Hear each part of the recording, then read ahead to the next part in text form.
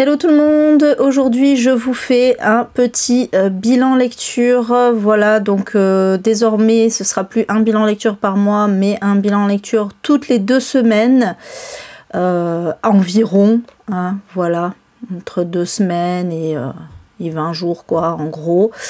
Comme ça me permet de faire des lives un peu plus courts et puis surtout d'être un peu plus régulière sur les bilans lecture parce que je lis quand même environ une quinzaine de livres par mois, donc voilà, du coup je vous fais ce petit bilan lecture. Coucou Karine. En live sur Twitch, un petit peu pas solitaire mais pas loin ce soir, je sais pas ce qui se passe mais bon, c'est pas grave, coucou Anya. Du coup, comme d'habitude, mes lectures sont classées de la moins bien à la mieux. Alors là, ça va être un peu une spéciale Black November, hein. Je n'ai lu que des thrillers rentrant dans ce challenge. Je n'ai eu aucune mauvaise lecture. Mais j'ai pas eu non plus des lectures de folie. À part une. Voilà, j'ai eu un seul sur mes... Alors, j'allais dire j'ai eu un seul coup de cœur. Oui, il y a aussi un manga, mais c'est pas mon préféré de l'auteur. Voilà, donc j'ai surtout eu un seul coup de cœur et puis voilà, le reste ça a été des bonnes lectures, mais pas la folie. Voilà, donc je vais commencer. D'accord. Ah bah c'est cool Anya, du coup.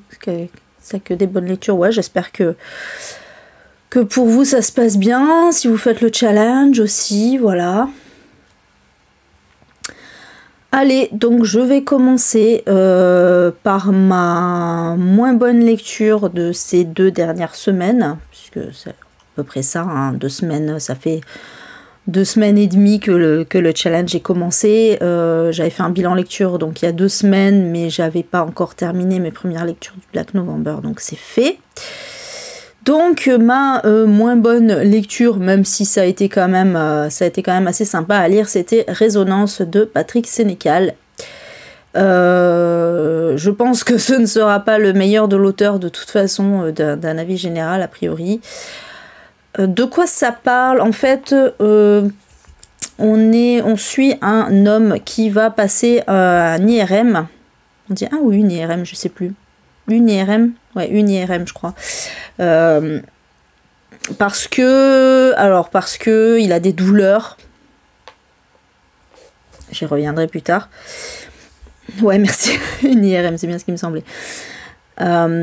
Sauf que donc après, alors déjà son IRM se passe pas très bien parce que pendant l'examen en fait, vous savez, une IRM, vous êtes dans un espèce de tube en fait, vous êtes enfermé et on vous dit à certains moments arrêtez de respirer, faites ci, faites ça, bref voilà, mais t'es vraiment moi je sais pas, j'en ai jamais passé, hein, et je suis pas sûre que j'aimerais ça d'ailleurs honnêtement parce que un peu claustro moi.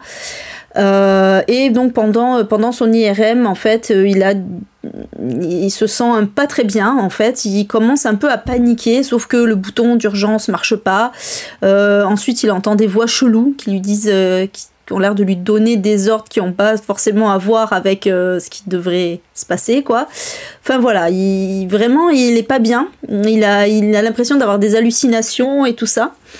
Et quand il sort de l'IRM, déjà la médecin lui dit non mais alors elle s'excuse parce que oui le bouton n'a pas marché mais sinon bon non il y a rien de particulier, je comprends pas pourquoi vous avez paniqué. Ouais parce qu'en plus le machin faisait un bruit chelou, mais voilà elle lui dit non il y a rien eu de particulier.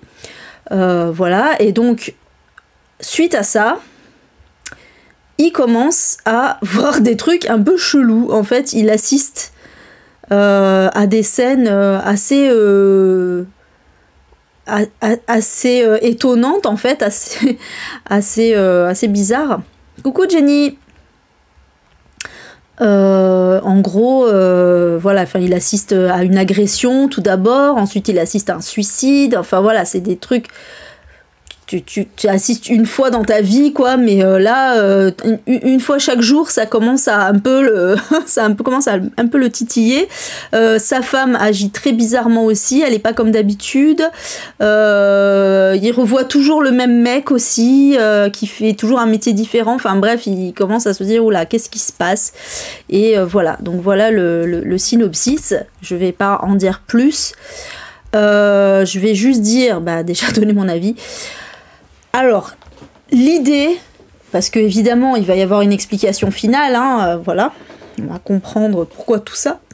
L'idée est excellente. Franchement, vraiment, l'idée est géniale. C'est la première fois que je vois une telle idée. Alors peut-être que ça a déjà existé, hein, je ne sais pas, j'ai pas lu tous les livres de la Terre, évidemment. Mais moi, c'est la première fois, alors que j'ai lu beaucoup de thrillers, que je vois une idée comme ça. Donc je trouve ça excellent, d'autant que c'est le genre de truc où quand tu repenses, tu vois, à la fin, quand tu repenses à tout ce qu'il y a eu dans le livre, tu dis « Ah, mais d'accord, ça c'était ça c'était pour ça, etc. » Enfin voilà, du coup, waouh, là tu te dis « Ah ouais, d'accord, ça fait vraiment sens. » Ça fait vraiment sens. Donc, franchement, excellente idée, voilà, donc ça c'est bien, la fin est bonne, ce qui est assez rare pour être signalé dans les thrillers quand il y a des twists comme ça, des fois c'est un peu bourrax, on va pas se mentir, ou c'est des trucs de facilité, etc. Après, je trouve qu'elle a pas forcément été exploitée correctement, cette idée, c'est un peu dommage. Alors il y a des trucs bien, il y a des, vraiment, comme je vous dis, il y a des fulgurances, il y a vraiment des excellentes idées, mais je sais pas, il y a des trucs, déjà, il y a plein de trucs qui sont pas expliqués quand même, il y a plein de trucs qui sont pas expliqués, il y a des trucs... Tu te demandes pourquoi il les a mis dans l'histoire, ça servait à rien. Enfin voilà, je veux pas trop en dire pour pas spoiler, mais je trouve qu'il y a plein de choses qui pêchent. Et du coup, ça gâche un peu le truc, c'est vraiment dommage, parce qu'avec une idée pareille, il y avait vraiment moyen de faire un truc de ouf. Après, voilà, après ça se lit bien, hein. Ça se lit bien, voilà, c'est vrai que t'es à fond dans le truc et tout, mais ça repose, c'est vraiment le genre de truc quand même qui repose que sur la fin. Si t'as pas la fin, ça sert à rien de faire tout ça, quoi. Et donc, quelque part, ça se discute, quoi. Est-ce que c'est bien de faire un thriller qui ne repose que sur la fin? Je sais pas. C'est un débat. Mais en tout cas, c'était quand même sympa. Voilà, c'était quand même une bonne lecture, hein, je vous dis. Je n'ai pas eu de mauvaise lecture. C'était une bonne lecture, mais... il y a des trucs qui pêchent, voilà, il y a des trucs qui pêchent. C'est dommage, franchement. Mais bon, voilà. Merci Patty pour ton suivi. Voilà pour ce Résonance de Patrick Sénécal. Maintenant, j'aime beaucoup le style de l'auteur. Je continuerai, moi j'avais vraiment adoré Le Vide. Voilà, c'était mon premier Patrick Sénécal, j'ai découvert cette année. Possible du coup que j'en lise un en décembre, là, puisqu'on a sur le challenge des gommes tapales un item, redécouvrir un auteur qu'on a découvert cette année, en gros. Hein. Ouais, tu peux ne pas le lire, Anya, j'ai aucun souci avec ça.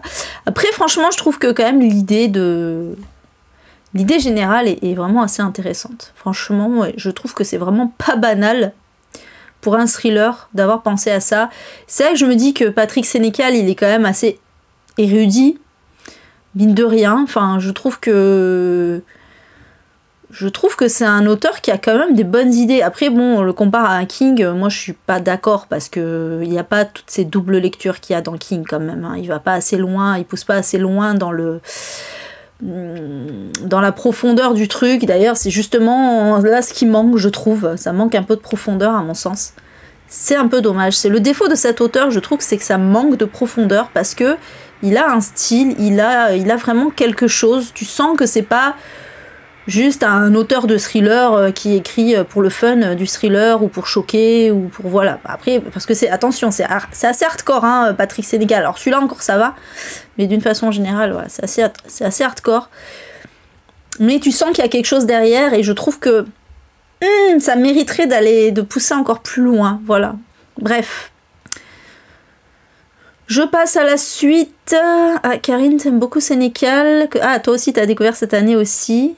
Ouais, franchement, ouais, je le trouve vraiment. Je trouve vraiment la plume de cet auteur très originale et ses idées aussi.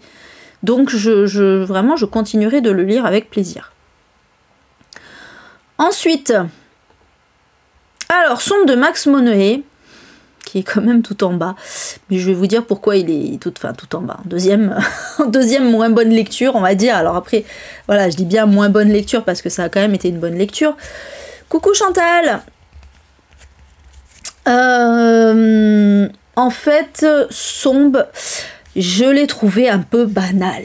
Voilà pourquoi je le mets si bas. J'aurais même, franchement, justement par rapport au fait que Sénécal ait eu une idée originale, j'aurais même pu le mettre en dernier, Sombre. C'est un peu dommage, mais voilà. Franchement, c'est vraiment le genre de thriller qui est bien foutu, on va pas se mentir, voilà.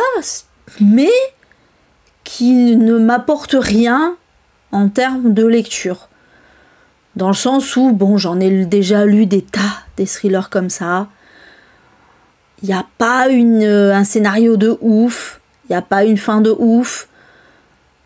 C'est bien construit, c'est bien foutu, il n'y a pas, d'incohérence, il n'y a pas de trucs grandiloquents, machin et tout. C'est sympa, ça se lit bien. Mais je l'aurais oublié, dans une semaine, je l'aurais oublié, quoi. C'est vraiment... C'est dommage, je trouve, c'est dommage parce que j'avais hâte de découvrir cette autrice. Alors il paraît que le tome 2 est mieux, donc voilà, je me dis après tout, coucou Martine, je me dis qu'après tout, si ça commence, si j'ai commencé par le moins bien, entre guillemets, des deux, c'est pas plus mal, c'est le premier, hein, c'est le tome 1, alors après, je sais plus, on doit suivre, j'imagine, hein, le personnage de Victor, le héros qui est psy. Coucou Angélique. Alors Karine, tu l'as lu en mars, t'as beaucoup aimé. Surtout sur la psychologie des personnages et le style littéraire. D'accord, ok. Ah oui, bon voilà, tu vois, tu t'en souviens déjà plus. Ouais, c'est ça en fait. C'est ça. Oui, les personnages sont intéressants, voilà, les relations entre personnages, mais somme toute... Ah, t'es en train de le lire, Angélique. Mais somme toute assez banal, quoi. Franchement, même la révélation finale, j'étais là... Ouais, bon, bof. Bof. Franchement, il n'y a pas, en plus, enfin, je crois que, en fait, je deviens vraiment exigeante dans les thrillers parce que moi, j'ai besoin qu'il y ait un message, qu'il y ait quelque chose derrière, qu'il y ait une morale ou j'en sais rien. Pas juste, voilà, ou alors... À défaut de morale ou de message, je pense par exemple à Keigo Higashino, qui n'est pas un auteur qui écrit pour... Enfin, en tout cas, dans ses intrigues policières, parce que dans le fantastique et tout, là, il y a vraiment une profondeur au niveau des idées, mais dans ces intrigues policières, il n'y a pas vraiment de message, de morale de ouf, mais c'est hyper bien travaillé, et il y a vraiment une originalité, en fait, dans la façon dont sont traitées les enquêtes, etc. Donc au moins, voilà, une de ces deux choses, à défaut, voilà, soit c'est vraiment original, super bien foutu, ça s'imbrique parfaitement, tout ça, machin, soit faut qu'il y ait quelque chose, faut qu'il y ait un message derrière, moi j'ai besoin d'avoir une double lecture comme ça, et là, coucou Christelle, et là, j'ai ni l'un ni l'autre, j'ai juste un thriller sympatoche, et voilà. C'est vraiment ce qui m'a manqué dedans, quoi. La suite, t'as aimé aussi, sauf la fin. Ah, d'accord, mince, si la fin est too much, bon. Je suis pas très fan des fins too much, mais bon, on verra bien. Ma foi. Ensuite...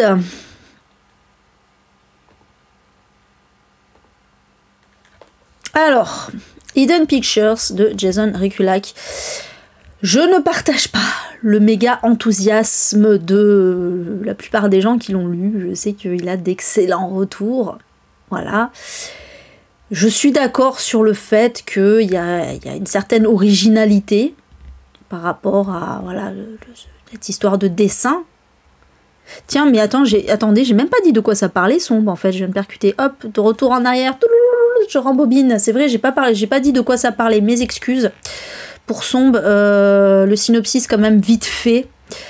Donc c'est un psy, on va suivre un psy en fait qui est psy il travaille dans les prisons, enfin dans une prison en particulier d'ailleurs. Voilà, donc il rencontre les prisonniers et il est en couple avec une femme. Et malheureusement, cette femme va être une femme qui est journaliste, hein, et malheureusement cette femme va être assassinée. Je ne sais pas si je peux en dire plus par rapport à la relation entre les personnages. Enfin, moi je le savais déjà, donc j'imagine que c'est peut-être quand même normal de le savoir, je sais pas. Mais on va dire que voilà, il y a des rapports entre les personnages qu'on soupçonne pas au tout début et bon, qu'on apprend très vite, hein, mais qui fait que merci au Sprite pour ton suivi, mais qui fait que est-ce que j'ai une modo qui est présente là? Parce que je me rends compte que j'ai pas de modote. Il faudra que je regarde ça. Qu'est-ce que je disais? Je sais plus du coup. Mais qui fait que voilà, ça va remettre les choses en perspective et que on va avoir un suspect tout désigné et voilà, ça va partir un peu dans cette enquête comme ça. Voilà pour le petit synopsis. Toi, t'avais adoré Hidden Pictures. Coucou Malicia. Donc, je reviens sur Hidden Pictures. Moi, pourquoi je suis pas autant enthousiaste? Honnêtement, j'ai eu du mal pendant une bonne partie du bouquin. Heureusement que la fin sauve un peu le truc, on va dire, encore que il y a quand même des trucs qui me gênent un peu, mais bon. Parce que, coucou Amel. Putain, j'en peux plus. Oui, c'est vrai que maintenant je peux... Excuse-moi au Sprite, mais c'est pas le sujet. Alors oui, la France est patriarcale, évidemment. Enfin, encore heureux, non, pas encore heureux, mais... Allez, casse-toi. Voilà. Et en plus, il a dit le N-word, hein, pour la précision, juste en dessous. J'ai bien évidemment pas autorisé. Coucou Prissy. Voilà. Coucou Adeline. Donc je disais Hidden Pictures, oui parce que en fait voilà j'étais pas très à l'aise avec dans ce bouquin. Oui les dessins apportent, oui bien sûr les dessins sont hyper importants dans l'histoire. Franchement pour moi c'est le truc qui sauve vraiment l'histoire, c'est les dessins. Donc pour la petite histoire, pour le petit pitch, on va suivre une jeune femme qui est embauchée par un couple assez aisé en fait pour garder leur gosse pendant les vacances d'été, alors seulement la journée, hein, et voilà. Et donc elle va s'installer chez eux, enfin dans un espèce de petit cabanon quoi au fond du jardin. Et le gosse il a 5 ans et en fait il aime beaucoup dessiner. Et donc il fait pas mal de dessins, dessins d'enfants classiques quoi. Non, il se passe rien, il y avait juste un troll, c'est tout. Détail. Voilà. Et qu'est-ce que je disais? Donc voilà, oui, il fait des petits dessins, c'est mignon, tout ça. Et puis jusqu'à ce qu'il dessine un personnage un peu particulier, qui fait un peu fantomatique quoi. Et il dit que c'est Anya, justement, que c'est Anya, voilà, et a priori c'est son ami imaginaire. Voilà, ses parents lui disent, oui, il a une amie imaginaire, tout ça, bon, ok. Sauf que, en fait, l'héroïne, j'oublie toujours les prénoms, moi, de toute façon, j'ai oublié son prénom, l'héroïne va se rendre compte qu'il se passe des trucs un peu chelous, quoi. Voilà,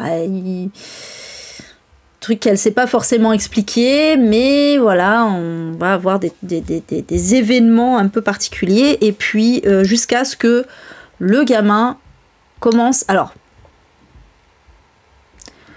Elle le voit pas faire, mais bon.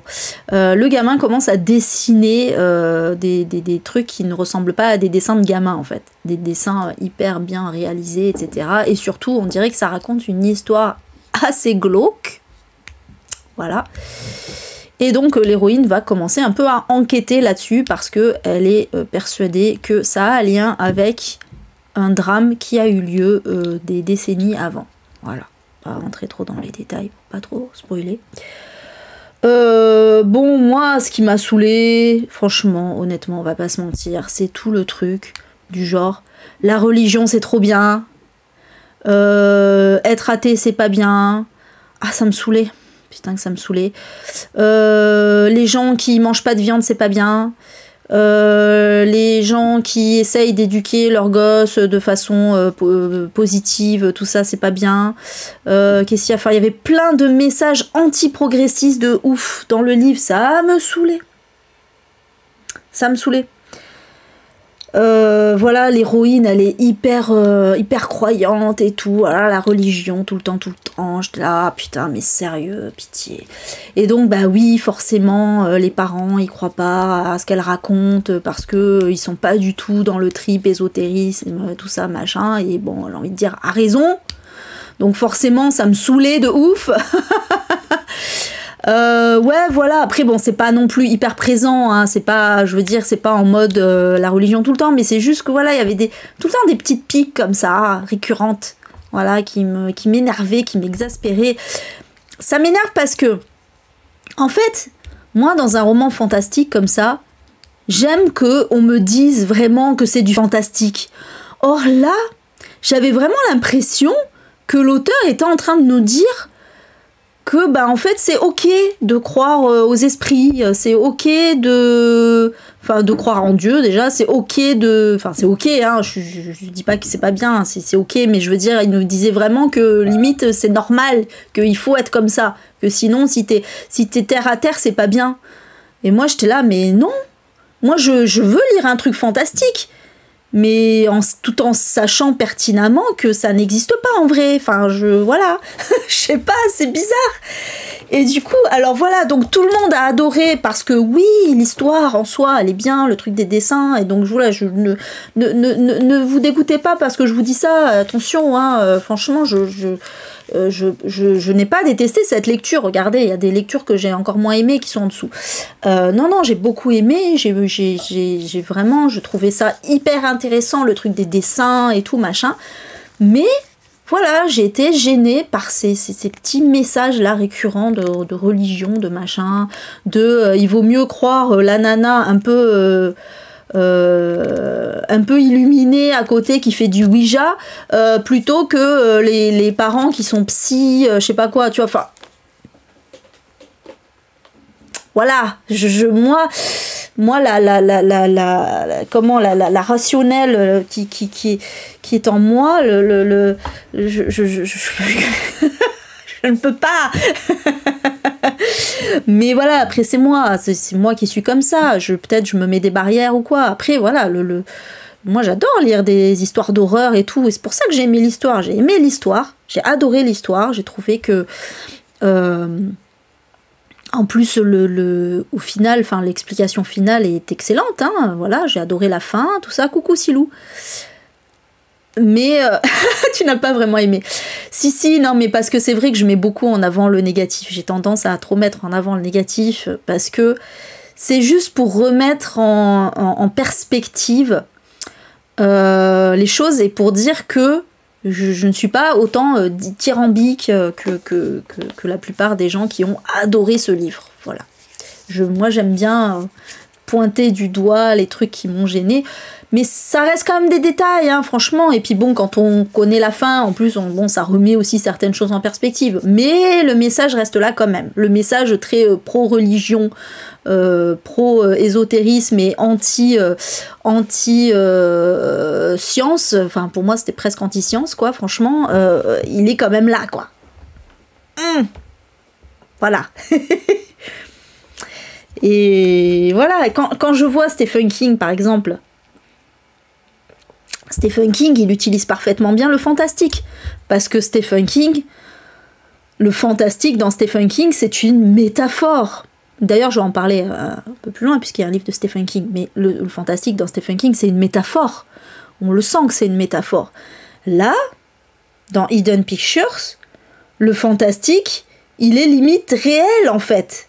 Enfin, il est réel, d'ailleurs. Il est réel, mais réel dans le sens où on a l'impression que l'auteur te dit que ça peut parfaitement exister dans la vraie vie, quoi. Voilà, c'est ça qui m'a gênée, en fait.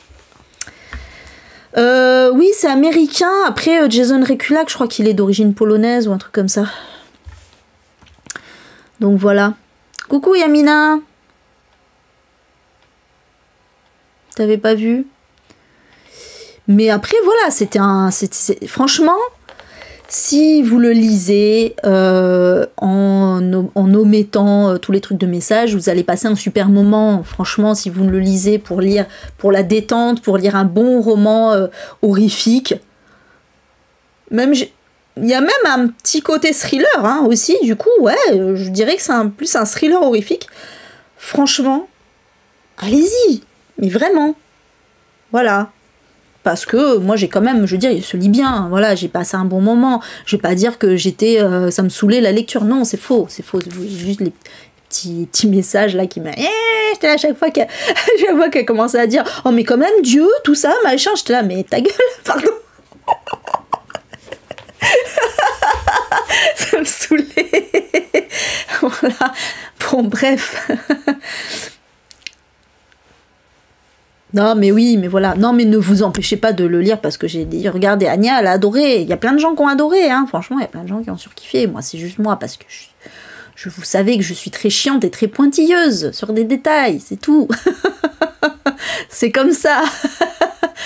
Voilà, il y a des trucs chez moi, c'est comme ça me trigger. Mais bon, c'est pas grave.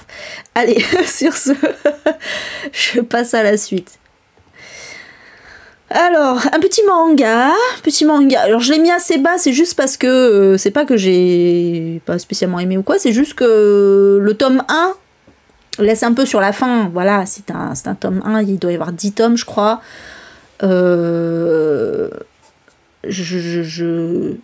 Du coup, j'attends d'en savoir plus pour vraiment faire une critique dessus.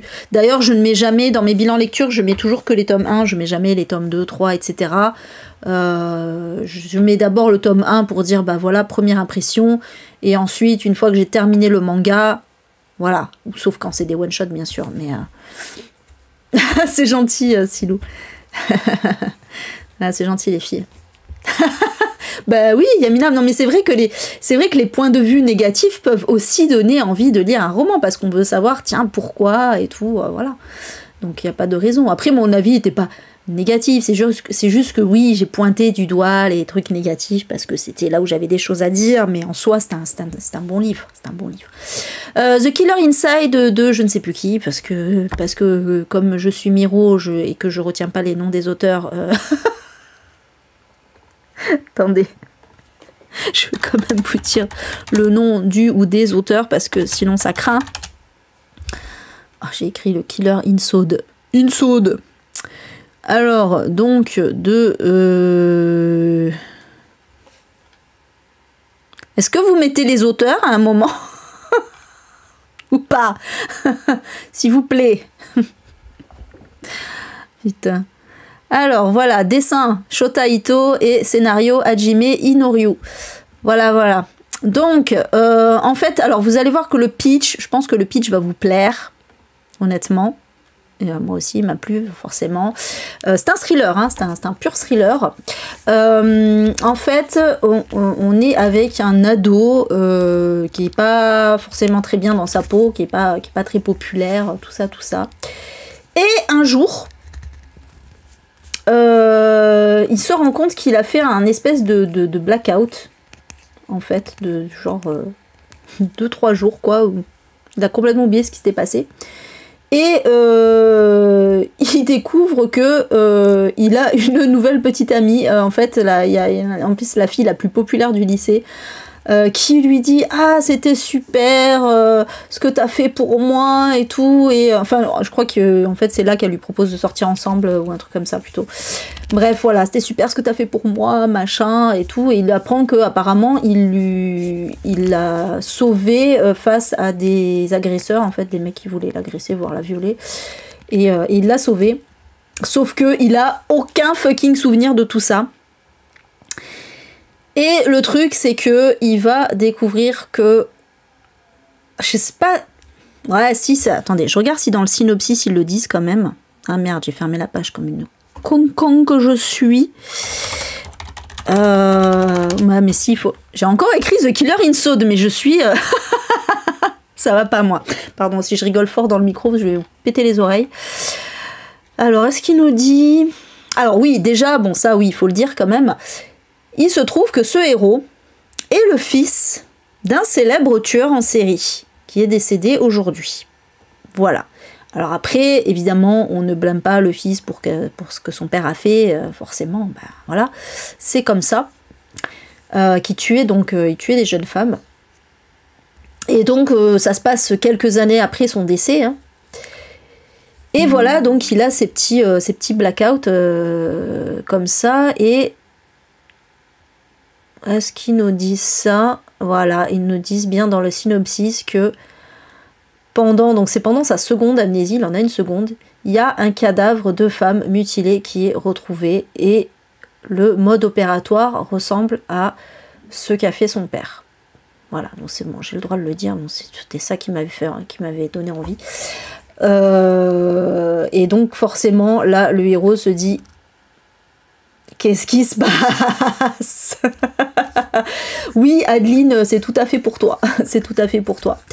Du coup, voilà, dans ce premier tome, au final, c'est pour ça que je me demandais jusqu'où je pouvais aller, parce que dans ce premier tome, ben, en fait, on découvre tout ça. Donc, on n'en apprend pas beaucoup plus. Voilà. Enfin, si, on apprend quand même, a priori, ce qui lui serait arrivé. Voilà.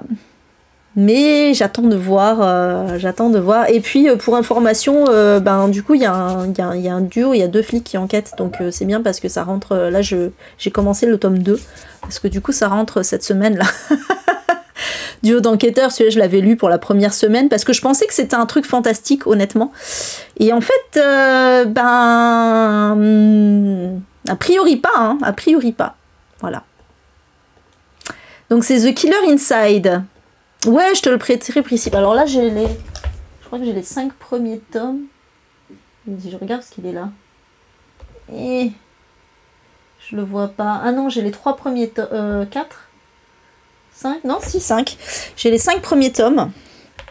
Et je crois qu'il y en a 10, faudrait que je regarde. Ah bah attendez, je suis con. J'ai la page ouverte là encore. Il y a combien de tomes? Pourquoi ils le disent pas? Ah si. Ah non, 11. Voilà, il y en a 11 et il y en a 9 qui sont sortis en France pour l'instant. Voilà. Donc 11, bon, ça va.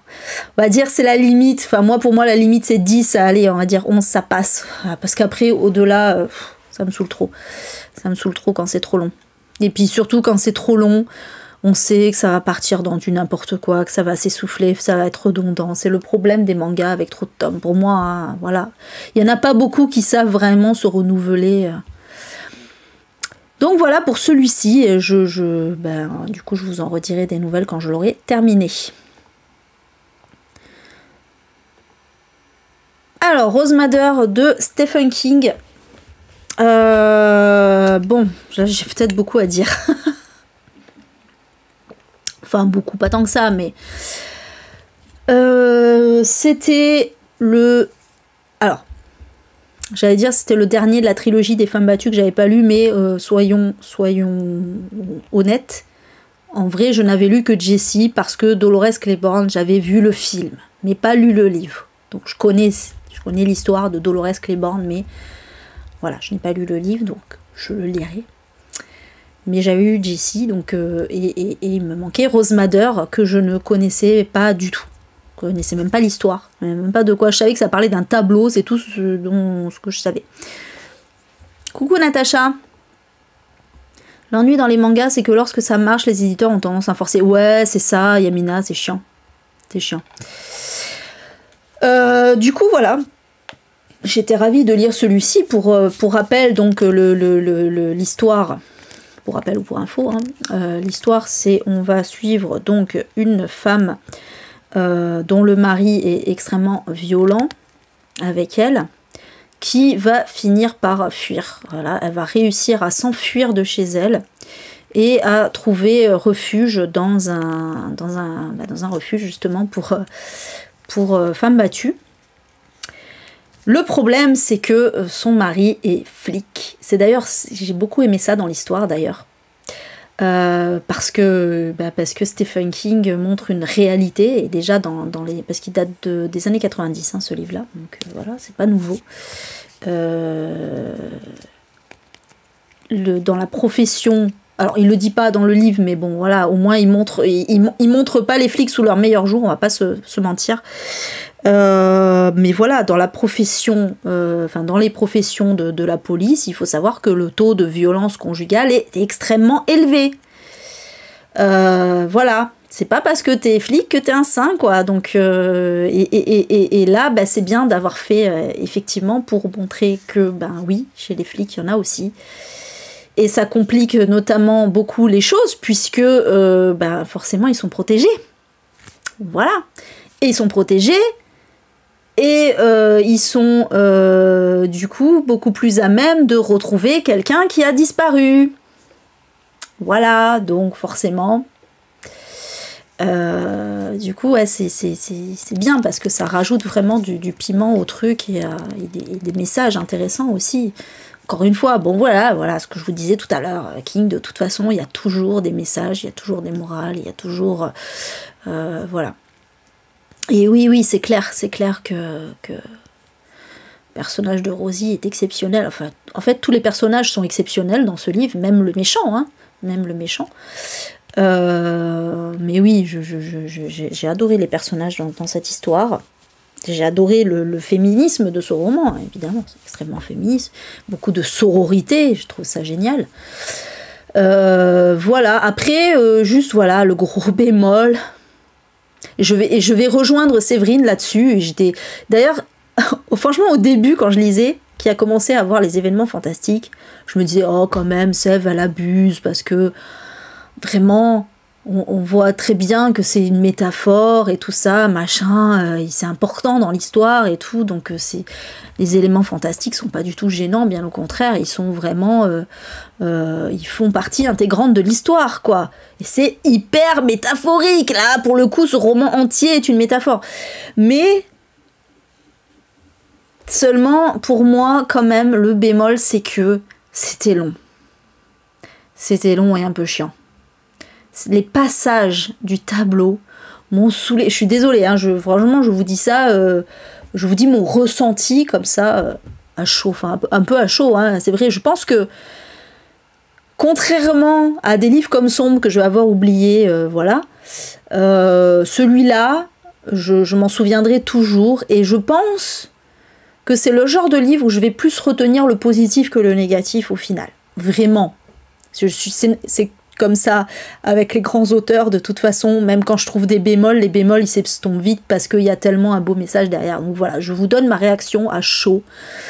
Les passages dans le tableau étaient méga longs et chiants, je n'en pouvais plus. J'en avais marre. J'étais là, mais quand est-ce qu'elle sort de ce putain de tableau? Voilà.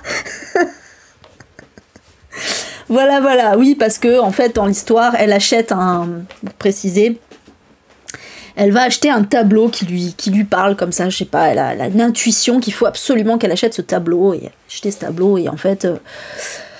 ce tableau, il lui semble qu'il y a des éléments qui changent, enfin voilà, il lui semble que ça représente quelque chose et il va finir par entrer dans le tableau et il va se passer des choses. Alors, pour moi, elle entre pas littéralement dans le tableau, en fait, j'ai vraiment l'impression que c'est pas un rêve, mais vraiment toute une espèce d'énorme métaphore, en fait. Et c'est vachement bien fait. Franchement, j'ai vraiment adoré ça. Mais le problème, c'est que c'est trop long. C'est vraiment trop long. trop long pour au final nous dire tout le temps la même chose. C'est tellement redondant. Franchement, c'est vrai que ça m'a saoulée. Et du coup, je comprends pourquoi Sève, elle a pas aimé ce Rose Madder. Moi, je dirais pas que je l'ai pas aimé, hein, attention. Mais je comprends maintenant ce qu'elle lui trouve, les doléances qu'elle a par rapport à ce livre. Vraiment, c'est bon, on a compris, oui, on a compris ce qu'elle représente, Rose Madder, on a compris le taureau, on a compris tout ça. C'était pas la peine d'en faire 10 caisses là-dessus. Voilà. Vraiment, ouais. Ah non, c'était... Il y a deux grosses parties. Il y a deux grosses parties chiantes. C'est la première fois qu'elle rentre dans le tableau, et donc la toute fin aussi, avec le taureau, tout ça. J'étais... Oh, je pouvais plus.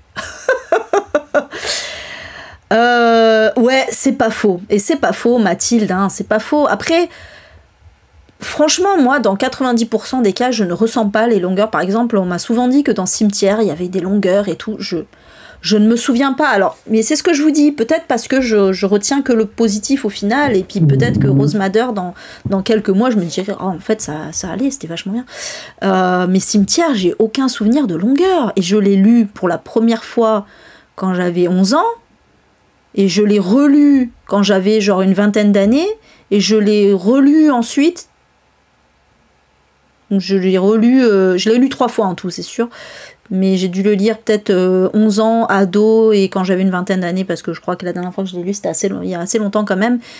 Et je pense que je le relirai d'ailleurs. Mais à chaque fois, j'ai jamais trouvé aucune longueur. Vraiment. Donc, je sais pas. Je sais pas, mais par contre, là, je viens de m'enquiller de Stephen King, alors pas d'affilée, mais voilà. Billy Summers, que j'ai trouvé d'une chiantise, en tout cas pendant la première grosse moitié du livre, exceptionnelle. Et du coup, je me dis, bon, c'est vrai que Stephen King, des fois, il est un peu lourdingue, en fait, là-dessus. Mais après... Ouais, Désolation, je l'ai pas lu, mais il a des très mauvaises critiques, hein, Désolation. Voilà. J'ai adoré. Ah ouais, toi t'as aimé, toi, Adeline. Non, mais après, bon, je comprends, hein, les gens qui ont aimé, mais... Ah voilà, tu vois, voilà, Adeline, toi, Cimetière, t'as paru long, c'est fou, hein. C'est fou comme on ressent. Je sais pas, c'est peut-être les thématiques qu'on ressent pas. Pareil, j'en sais rien. Je sais pas. Encore que là, non, parce que là, j'ai adoré la thématique. Donc, coucou Coralie. Donc, je sais pas. J'arrive pas à m'expliquer pourquoi pourquoi il y a des livres comme Cimetière qui sont passés crème, et pourquoi il y en a d'autres là comme Rose Madder où j'ai eu du mal à certains moments. Je sais pas. Ah, toi, t'as adoré Désolation. Je le lirai, Désolation, de toute façon. Ah voilà, toi Christelle, t'es d'accord avec moi. Mais voilà, après, encore une fois, franchement, il est quand même génialissime, Stephen King, on va pas se mentir, les messages sont... Oh, mais c'est magnifique dans ce livre est magnifique, ces métaphores qu'il fait sont magnifiques. C'est beau, c'est beau et horrible à la fois, hein, parce que forcément, violence conjugale et tout, on va pas dire waouh, c'est magnifique. Non, ce qui est magnifique, c'est cette sororité. C'est cette sororité. Franchement, c'est vraiment un livre sur la sororité, je trouve. Je trouve que c'est un livre sur la sororité. Vraiment, parce que c'est grâce aux autres femmes, finalement, et puis à Rose Madder, voilà, que Rosie va devenir celle qu'elle est en fait, même si bon, Rose Madder c'est un peu elle, mais bon, voilà. Mais voilà. En tout cas, ah ouais, non, non, franchement, il est vraiment exceptionnel quand même. On va pas se mentir. Donc voilà. Voilà pour Rose Madder. Qui reste du bon cru de King quand même. Dans tous les cas. Ouais, non mais c'est clair. Hein.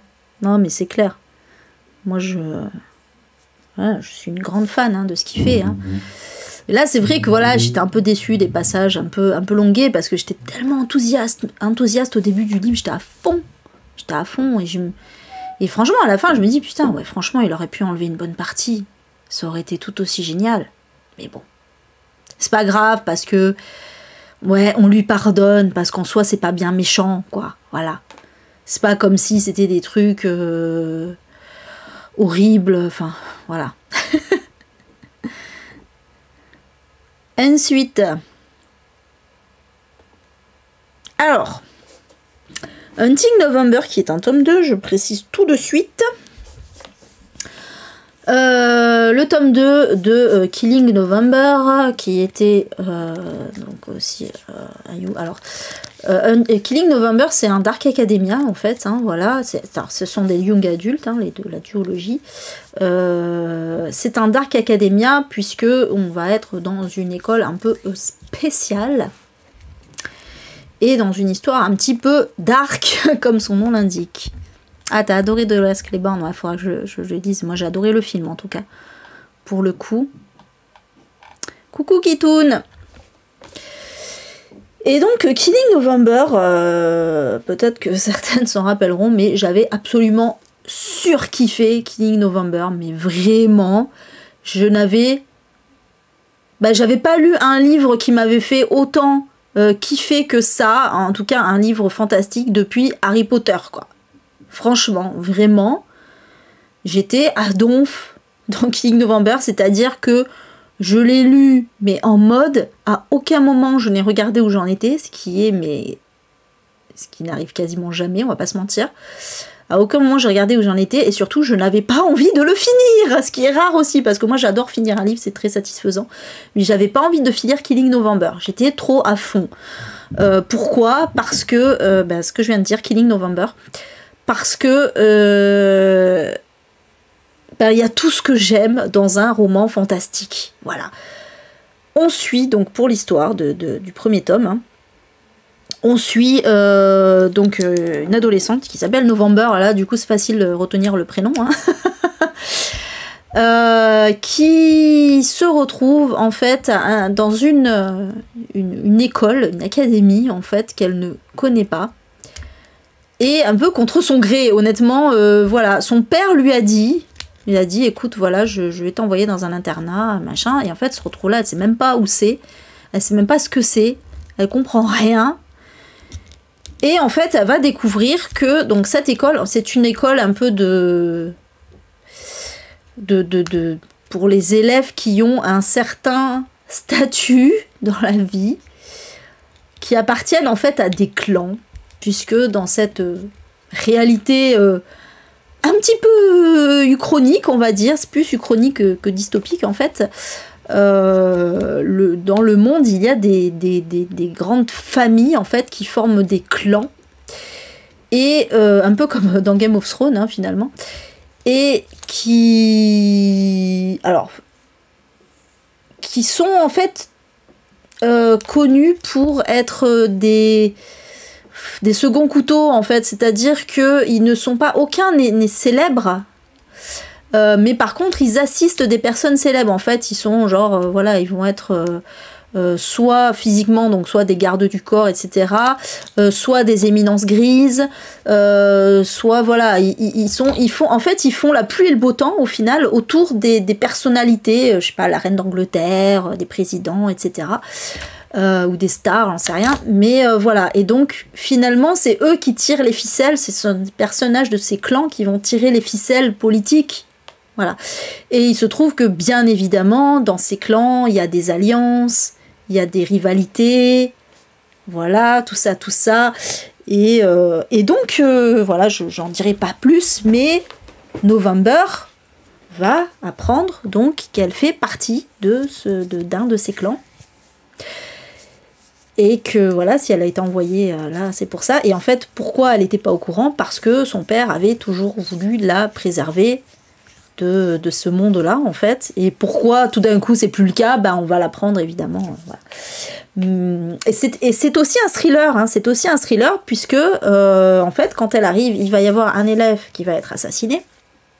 Et donc forcément, elle va plus ou moins enquêter sur le truc et elle va apprendre qu'elle aussi, elle risque sa vie, quoi, qu'on en veut à sa vie. Et donc ça va être vraiment un espèce de, finalement, survival dans une école avec toute une histoire de clan, avec des alliances, des trahisons, des machins comme ça. waouh, j'ai trouvé ça trop génial, j'étais tellement à fond, quoi. J'ai trouvé ça génial, franchement, j'étais, mais...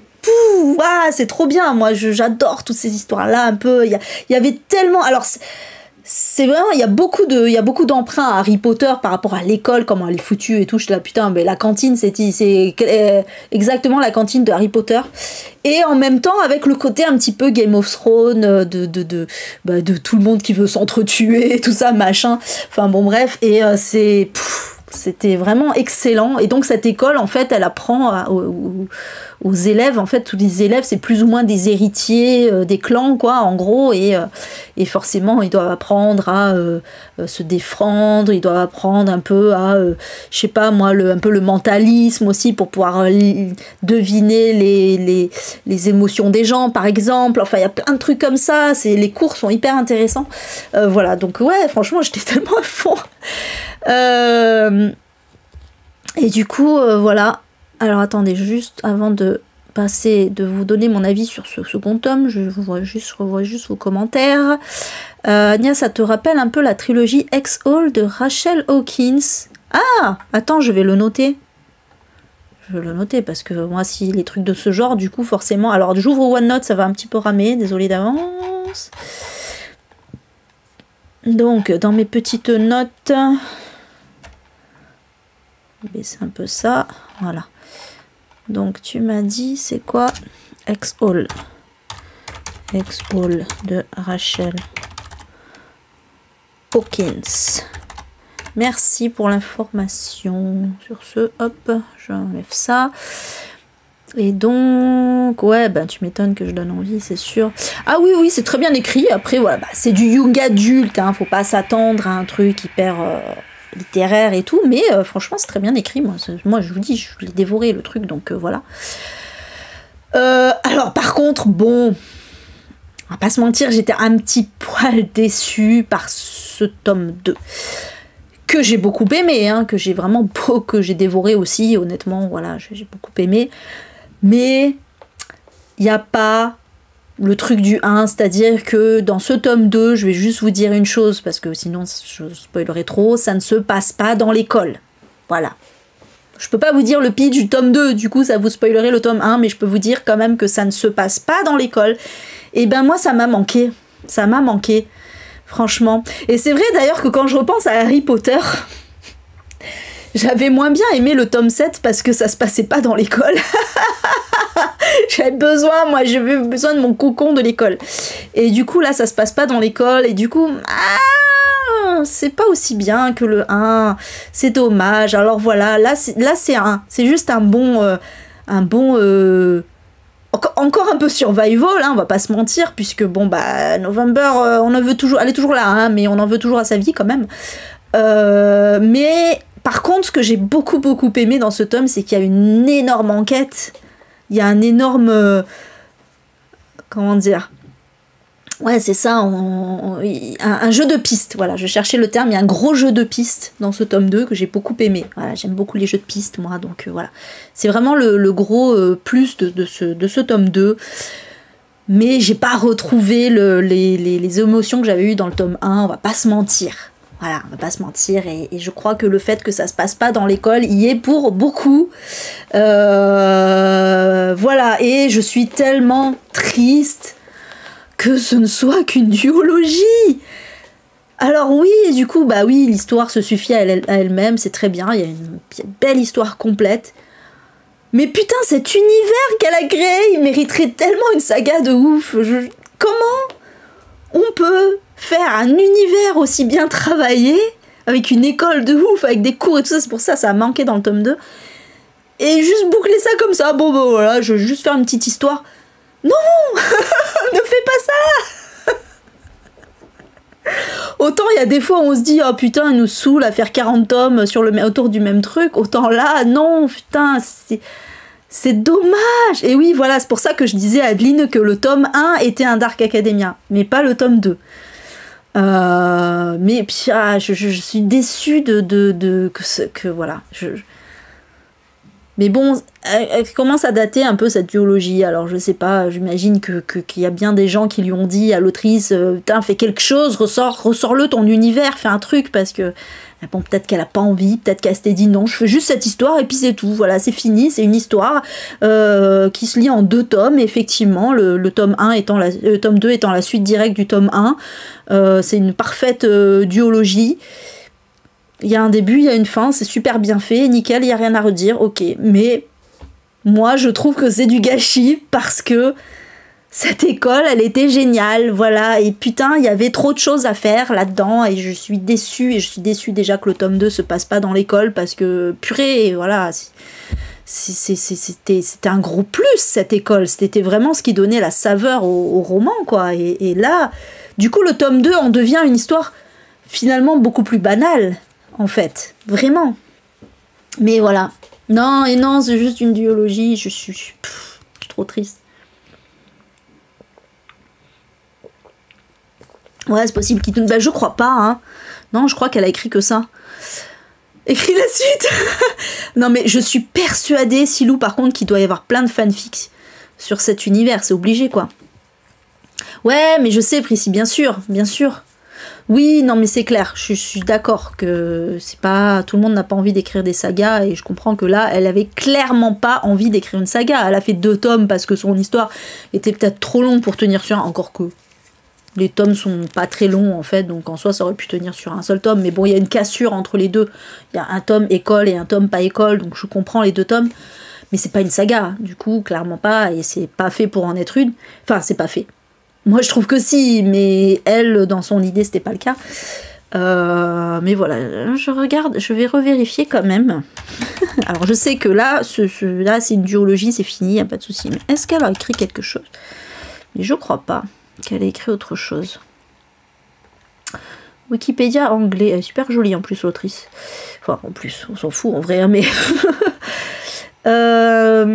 alors, bibliographie... Ah oui, elle a écrit... Alors attendez, mais du coup en français, est-ce que c'est sorti? How to Hang a Witch, ça me parle. Elle a écrit une autre duologie. Un truc de sorcière, visiblement. Est-ce qu'on peut... Ah voilà, Babelio. On va voir de suite sur Babelio. Elle est super belle. Non, 2 livres. Donc en fait, ces 2 autres livres n'ont pas été traduits, quoi. Et elle les a écrits avant, hein. Donc, bon, voilà. Donc, 2020... Ils sont récents... Ouais, non, si, ils sont récents, quand même. Ah, je pensais que c'était plus vieux que ça. 2020, 2021, c'est si récent que ça? J'avais l'impression que c'était plus vieux. Attendez, je reviens sur le Wikipédia anglais.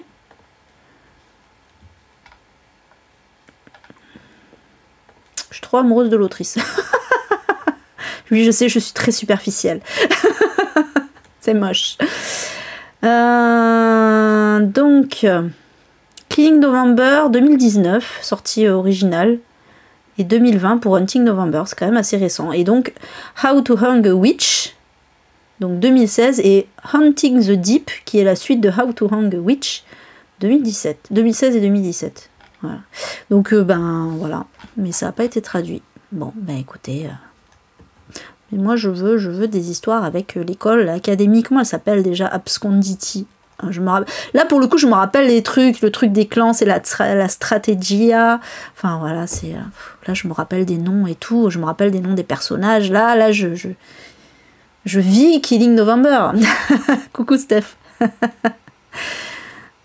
Ouais, c'est sûr, Adeline, oui, c'est sûr que ça gâche rien, mais c'est vrai que l'autrice est absolument superbe, pour le coup. Voilà, voilà. Sur ce, je passe à la suite. Mais lisez cette duologie, elle est très très bien. Elle est très très bien. Il y a vraiment... déjà, il y a quand même un gros côté thriller. Hein, c'est pour ça que je l'ai lu là. D'ailleurs, c'était des thrillers fantastiques. Ça allait très bien pour la première semaine. Et puis tout ce côté un petit peu à la Game of Thrones, là, qui est assez cool. C'est fini, oh, c'est fini, non, s'il vous plaît, je veux pas que ça soit fini. Allez, voilà, je suis en deuil. Alors, un petit manga que j'ai adoré, mais que j'ai hâte de lire le tome 2. Il n'y a que 2 tomes. Mon mari dort dans le congélateur. J'adore le titre. Et on va encore être dans la thématique des femmes battues. Oui, c'est pas très joyeux, mais le fait est. Et là, on est dans un truc un peu fantastique. Pour le coup, ouais, ce titre est fabuleux. Attendez, par contre, pareil, je disais, il faut que je vous dise l'autrice quand même. Là, c'est une autrice en l'occurrence.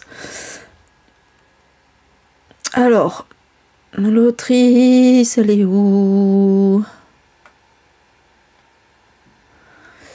C'est Misaki. Attendez, c'est ça, hein, Misaki Yazuki. Est-ce qu'il y a juste une autrice? Ou est-ce qu'il y en a? Ou est-ce qu'il y a une dessinatrice aussi, pour le coup? Ouais, alors voilà, donc scénariste Yazuki Misaki, donc Misaki Yazuki, hein, si on commence par le prénom. Et donc la dessinatrice Yaku Takara, voilà. Pour les autrices de Mon mari dort dans le congélateur. Et donc oui, voilà, on va être avec... Ah, tu regardes une romance de Noël, Yamina. Ah, ça va, c'est fun. Ah, c'est vrai que c'est très... moi, j'aime bien les trucs de Noël aussi, quelque part. Voilà, c'est côté nostalgie de l'enfance. Bref, là, rien à voir. Donc, on est encore sur la thématique de la femme battue, puisque on va suivre donc une héroïne dont j'ai oublié le prénom. Je m'excuse. Dont le mari donc est violent.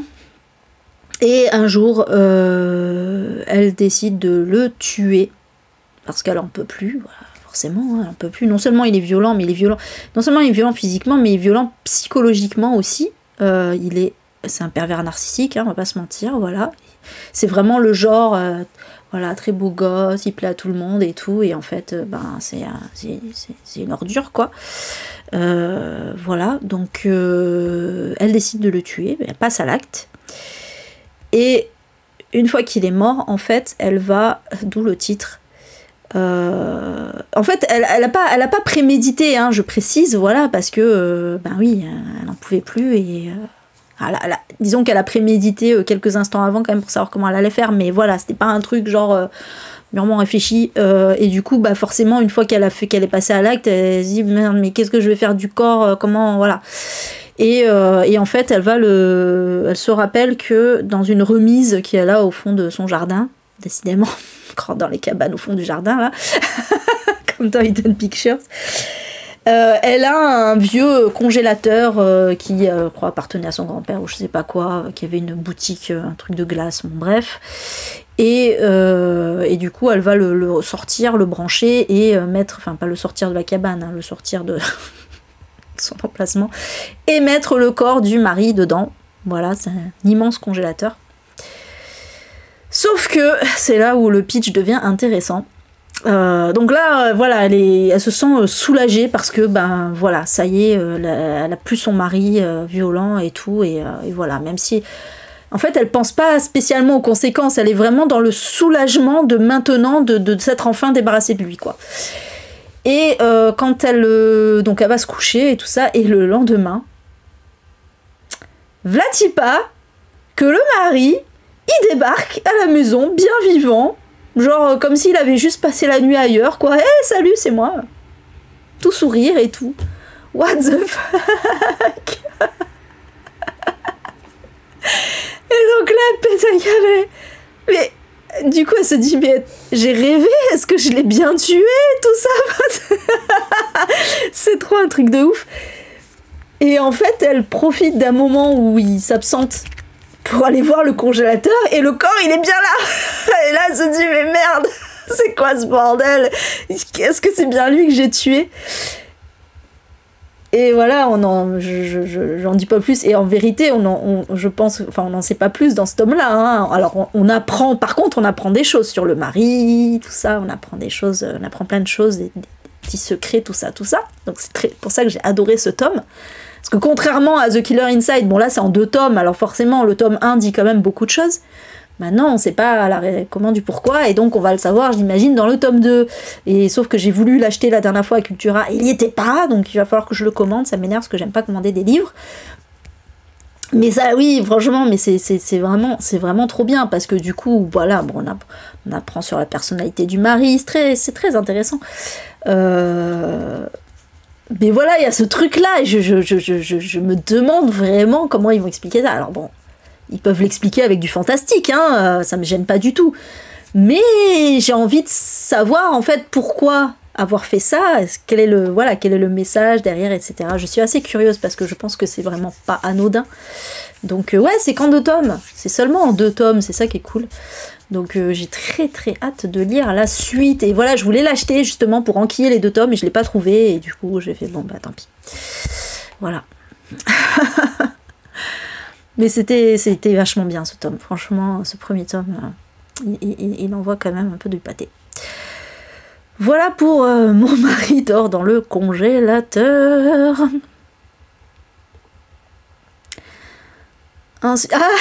Silou, t'as toujours pas lu de manga, mais il faut s'y mettre.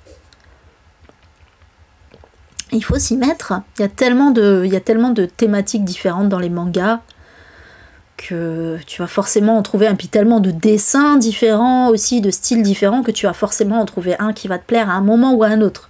Tu peux pas dire j'aime pas les mangas en ayant lu même 10, parce que finalement il y a toujours, c'est comme dire j'aime pas les mangas, c'est comme dire j'aime pas les romans, quoi. Mais voilà. Hop, du coup je passe à la suite. Le portrait du mal de Graham Masterton. J'étais vraiment un peu sur les maîtres de l'horreur là, dans cette première semaine. 2 premières semaines, non, celui-là je l'ai pas lu la première semaine, je l'ai lu dans la 2e semaine, pour les thrillers de plus de 10 ans. Voilà. Ah, c'est lequel qui te tente, Amel, du coup? Ah, il faut tenter les mangas. Mais bien sûr, je recommande évidemment de tenter des mangas qui font peu de tomes, parce que c'est quand même un budget. D'une, parce que c'est un budget. De 2, parce que ça peut être vite redondant quand il y a beaucoup de tomes. Voilà. Pour moi, les vraies bonnes histoires, c'est celles qui font... Sauf exception, bien sûr, il y a toujours des exceptions, mais les exceptions, voilà, sont quand même assez rares. Mais sinon, les bonnes histoires sont celles qui font peu de tomes, quoi. Franchement. Ouais, je vais donner mon avis sur ce Masterton, mais du coup là il est assez en haut de la liste. Il est 3e, hein. Il est 3e, donc ouais, c'est ça. Ouais, il est 3e, donc c'est que je l'ai beaucoup aimé.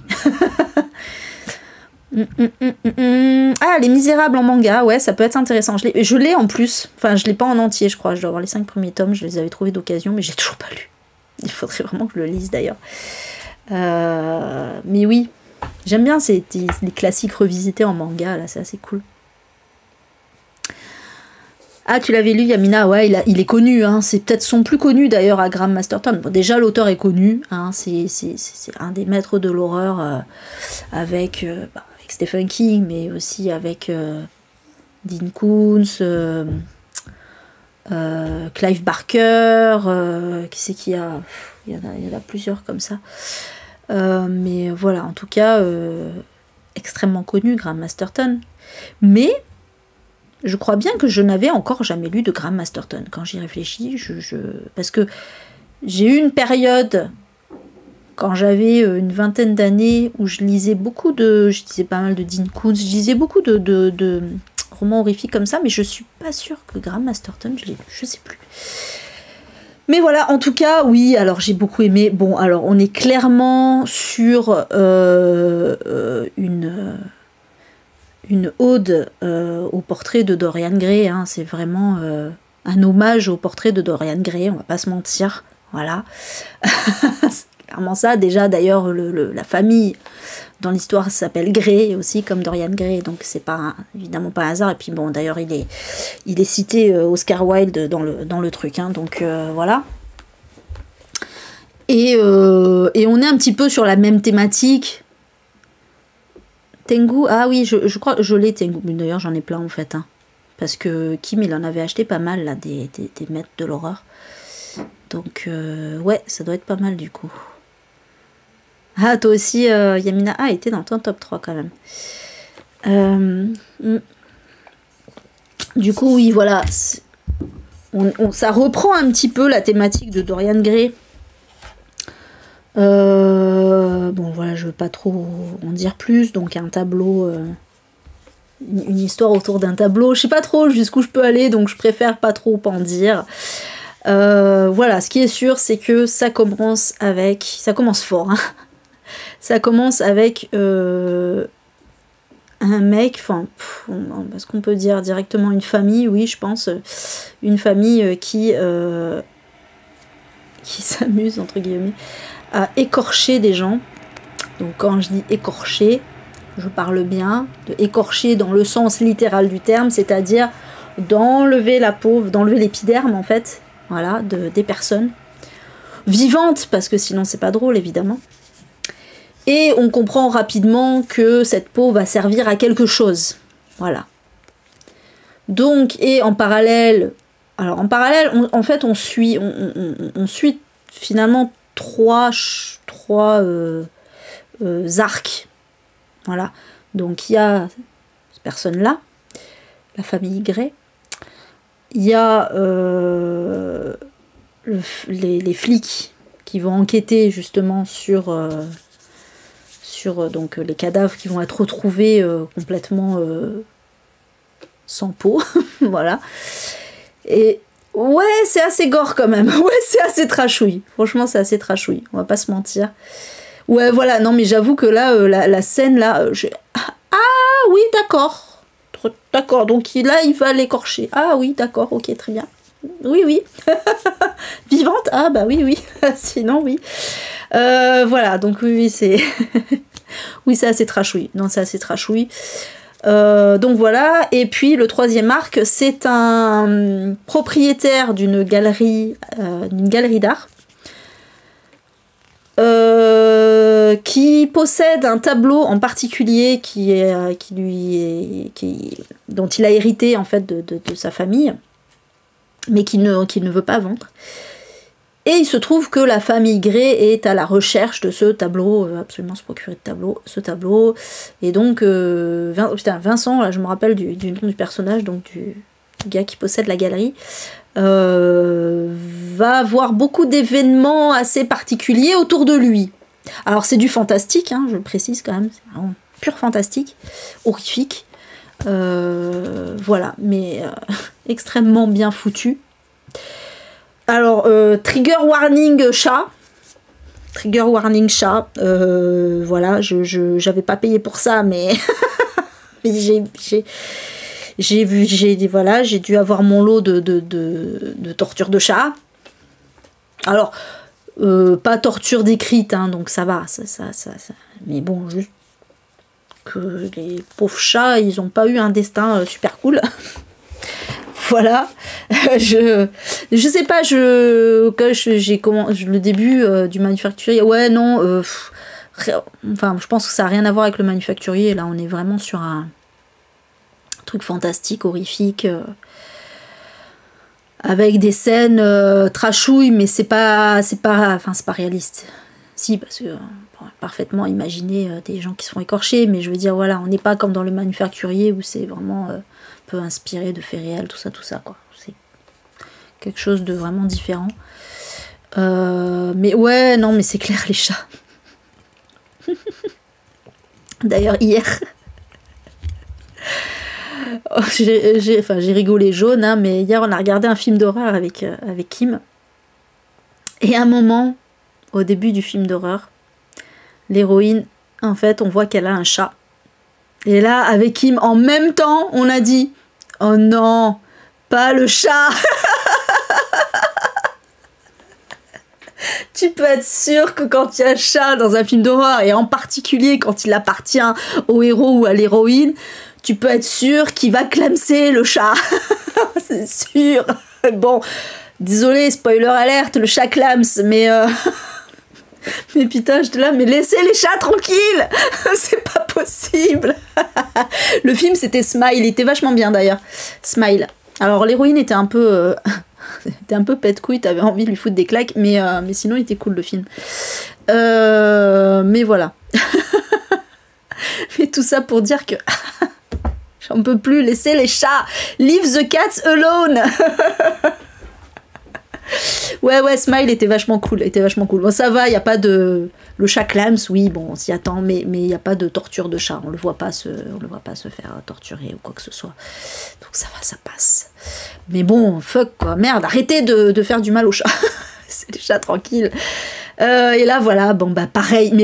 Mais n'empêche que dans Graham Masterton, pareil, quand j'ai vu qu'il y avait des chats, je fais, allez, c'est bon. C'est bon, ces chats-là, ils vont clamser, c'est sûr. Voilà. Et ça l'a pas loupé. Il n'y a jamais des chats au hasard comme ça dans les trucs, dans les trucs d'horreur. Mais oui, les chats sont gentils. C'est quoi ce trip de toujours s'en prendre aux chats? Merde.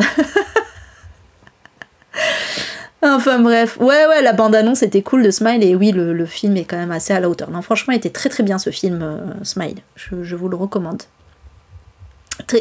Excellente idée. Excellente idée, très bien foutue et tout, voilà. En fait, l'héroïne est juste chiante parce que, alors oui, bien sûr, tu t'es en empathie avec elle, parce que c'est horrible ce qui lui arrive, mais à chaque fois, t'es là, mais explique, dis les choses aux gens, s'il te plaît, arrête de dire non, mais je peux pas te dire, ou non, je sais pas quoi, mais dis les choses. Ça, je supporte pas. Dans aucune fiction, je supporte pas les gens qui ne disent pas. Mais putain, moi, s'il m'arrive un truc, n'importe quoi, je le dis direct à Kim.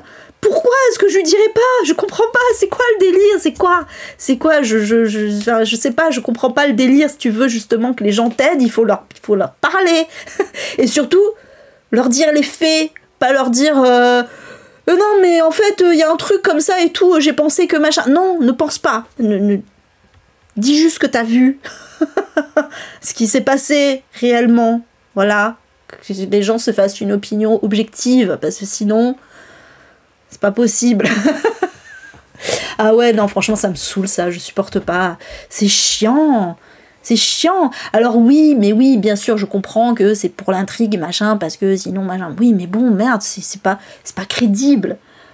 C'est pas crédible. Tu dis des choses, putain. Elle rentre, elle voit son fiancé, et il lui arrivait un truc de fou à son boulot, et elle lui dit juste « Oh non, mais ouais, il se passait ça à mon boulot, mais voilà, c'est tout, quoi. » Sans rentrer dans les détails, rien, mais non, c'était pas juste ça. C'était pas juste ça qui s'est passé. Pourquoi tu lui dis pas tout? Je comprends pas, c'est quoi le truc? Moi j'arriverai, je vois qui, putain, c'est passé un truc de ouf à mon boulot, putain, je te raconte tout dans les détails là, le moins de petits détails, le moins de petits poils de cou, je te le dis. Je comprends pas. Vous vivez ensemble, c'est quoi que tu lui caches? Enfin bref, voilà, ça nous a grave énervé avec Kim. Putain, mais elle saoule. Pas dire les choses. Non, sinon le film est excellent, hein.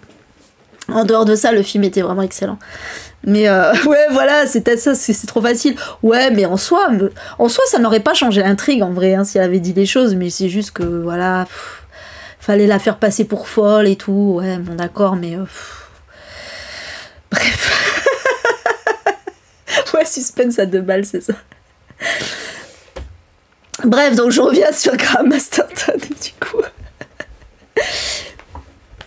Oui, je sais bien, mais du coup, ça... Le problème, c'est que ça manque de crédibilité, un peu, des fois, quoi. C'est ça qui est un peu chiant. Bon, après, ok, c'est un film fantastique, mais même, je sais pas, c'est énervant. En soi, il y avait plein de moments où elle disait pas les choses, alors que les dire... n'aurait pas été un moins pour l'intrigue, bien au contraire, justement, je pense que ça aurait été plus intéressant au final, parce que ça aurait permis de se focaliser sur quelque chose, mais bon, on va pas refaire le scénario, voilà. Bref, donc, le portrait du mal,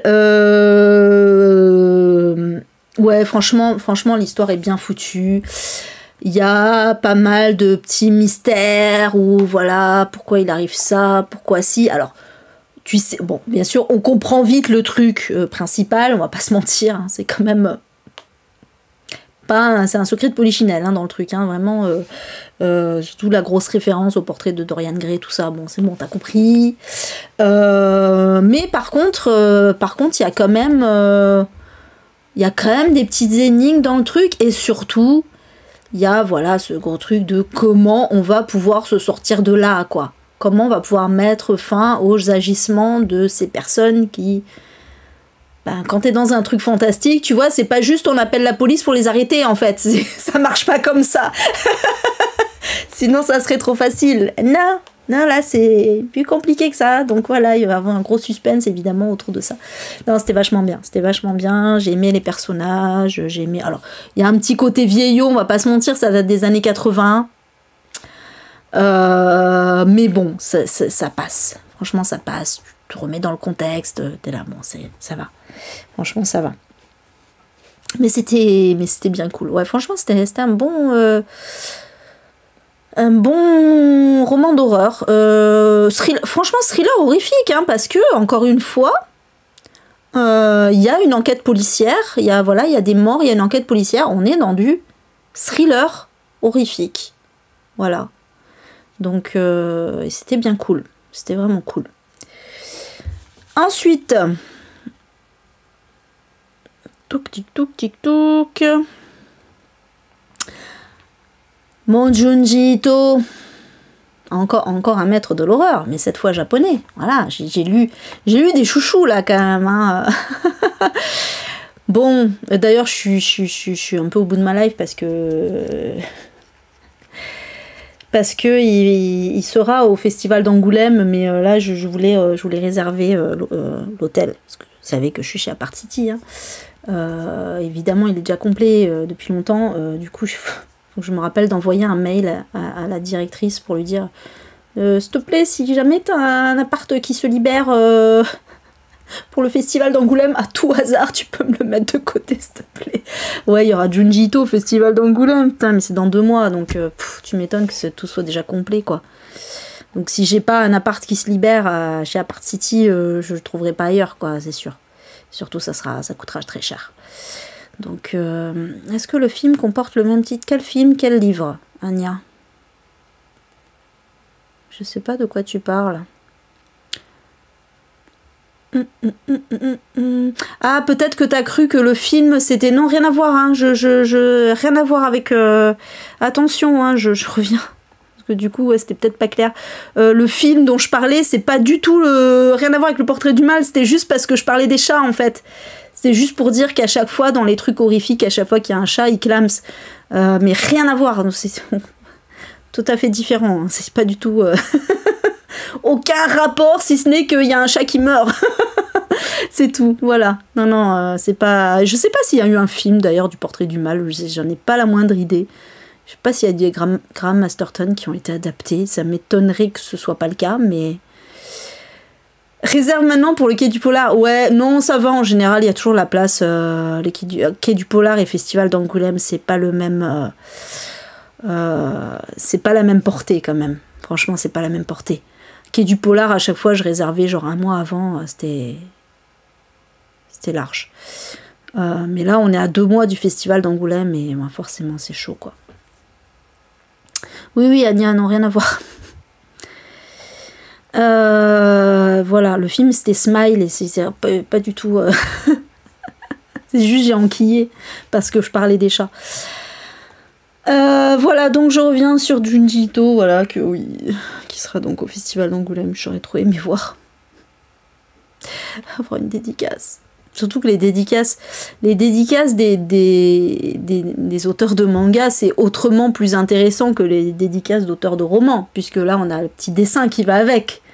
Et qui vaut cher, du coup. Là, on n'est pas juste sur une signature, là, on est sur une œuvre. Mine de rien. Donc, forcément. Alors, Tomie qui est l'une des œuvres phares de Junji Ito. Hein, je pense que Tomie et Spirale sont sans doute ses 2 œuvres les plus connues. Alors, je vous avoue qu'il y a un peu de lecture de ce manga. T'es deg. Ah oui. Mais pareil pour moi, Yamina, en fait. Hein. C'est pareil, j'ai appris trop tard. Et du coup, parce que moi, à la base, le festival d'Angoulême, bon, c'est trop loin. Et je me déplace pas, voilà, exprès. Mais du coup, j'ai appris trop tard qu'il y aurait Junji Ito. Et bah, forcément, là, c'est chaud, quoi. Là, c'est chaud. Mais bon. C'est la vie. Donc oui, voilà, ça fait partie des œuvres phares. Et... voilà, comme je disais, je suis un peu... je l'ai mis en deuxième, hein, donc j'ai surkiffé, mais je suis un peu partagée sur le message qui ressort de ce manga. Oui, parce que moi, je vois des messages partout, et je sais que Junji Ito met des messages, hein, c'est pas anodin, c'est jamais anodin ce qu'il fait. Et moi, j'ai envie de croire... Alexandre Aja dans sa préface, donc Alexandre Aja qui est un réalisateur français qui a écrit la préface là, de Tomie, et j'ai envie de le croire, j'ai envie de croire son analyse de Tomie, parce que lui, donc déjà pour remettre en contexte de quoi ça parle, peut-être ce sera plus.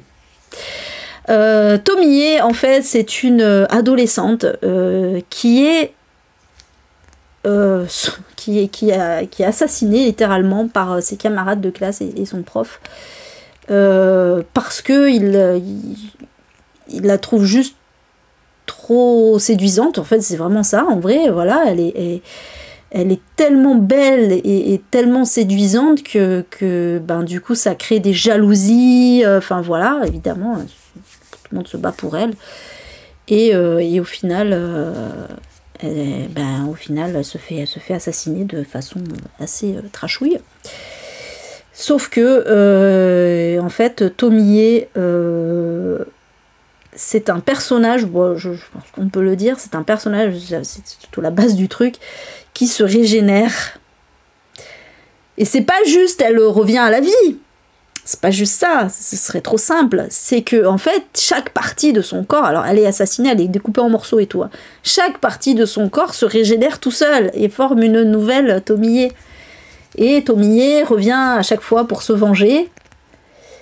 Mais en fait, sa façon de se venger, c'est assez particulier, parce que le truc, c'est qu'elle pousse les gens à la tuer.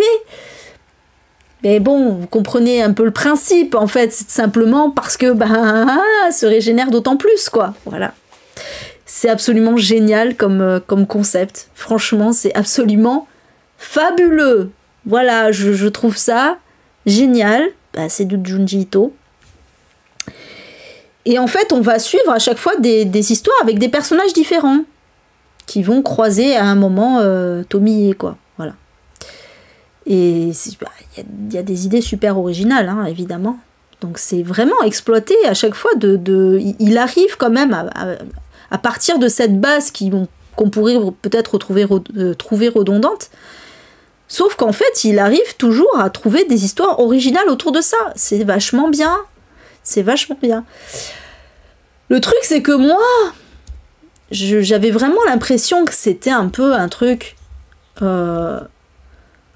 anti-féministe, dans le sens où ben, Tomie, elle représente la femme épanouie, sûre d'elle, séductrice, et au final ben, elle se fait buter parce que personne peut blairer ce genre de femme. Et du coup, en fait, pour ça je dis il y a une double lecture. Est-ce qu'on doit voir ça comme le fait que bah, voilà, les femmes qui sont comme ça, elles sont machiavéliques?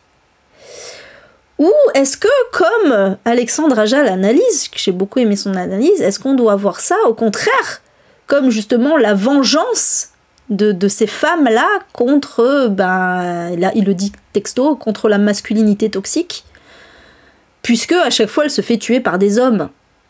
En fait, elle se fait toujours tuer par des hommes. Voilà, donc c'est des féminicides à chaque fois, clairement. Et du coup, ouais, ça fait un peu, effectivement, j'aime bien cette analyse de dire, ben voilà, en fait, c'est la vengeance ultime contre les féminicides. T'auras beau me tuer, je reviendrai toujours, et en plus, je me multiplie, quoi. C'est absolument fabuleux. Et quand il réfléchit, et Junji Ito le dit aussi en postface, Tomie ne tue pas, elle se fait tuer. elle est machiavélique, mais elle se fait tuer. Et franchement, ouais, c'est vraiment vachement bien. Ouais, c'est absolument génial, c'est absolument génial. Et Alexandre Aja la compare donc à d'autres célèbres vengeresses, et notamment Carrie. Moi, je trouve, ça m'a beaucoup fait penser à Sadako dans Ring, vraiment. Ça m'a énormément fait penser à Sadako. Surtout dans la série de livres Ring, parce que vraiment, on a un truc un petit peu similaire. Alors, c'est pas un corps qui se... Pardon, c'est pas un corps qui se régénère, mais on a quand même un peu cette notion-là. Et puis, Sadako, c'est aussi une femme qui se venge, hein, donc on est un peu là-dedans aussi. Ouais, franchement, je pense Christelle, effectivement, je préfère voir. Alors, je préfère le voir comme ça, et c'est vrai que finalement, dans ce que dit Junji Ito dans la postface, ça confirme plus ou moins ça, effectivement, même s'il va pas le dire texto. Mais on sent qu'il idolâtre quand même son personnage de Tomie, et même si elle est attention, elle est pas gentille, hein, elle est vraiment mauvaise, hein, dans le truc, mais malgré tout, voilà, on est quand même dans une vengeance perpétuelle, en fait. Je sais pas, c'est... Ouais, c'est ça, c'est vrai, Adeline, c'est vrai que à chaque fois, ben voilà, t'auras beau me tuer, je suis toujours là, et même je suis encore plus là, quoi. Et avec cette beauté insolente, là, qui énerve tout le monde. Mais voilà. Mais ouais, j'avoue que je suis toujours fan des concepts de Junji Ito, quoi. C'est pour ça. Ouais, c'est vrai. C'est un peu ça. Mais c'est vrai que, voilà, moi je me pose la question, parce qu'on pourrait aussi voir ça comme, ouais, la femme vénale, séductrice et tout, qui cause la perte des hommes. Mais en même temps, c'est vrai que dans le manga, les hommes sont cons.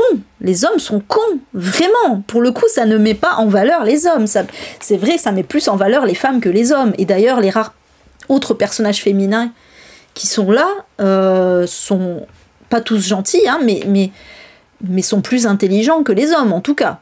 Clairement. C'est vrai que dans ce manga, les hommes sont cons.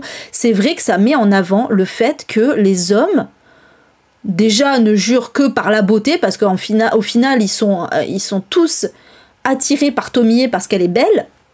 Donc c'est vraiment genre, voilà, juste ça, quoi. Et en plus, ils sont complètement obnubilés au point de pas réfléchir, quoi. Et oui, ça fait un peu... C'est vrai que ça donne pas une bonne image des hommes. Ça donne une image des hommes qui ne pensent qu'avec leur tub, en fait, hein, clairement. C'est clairement ça.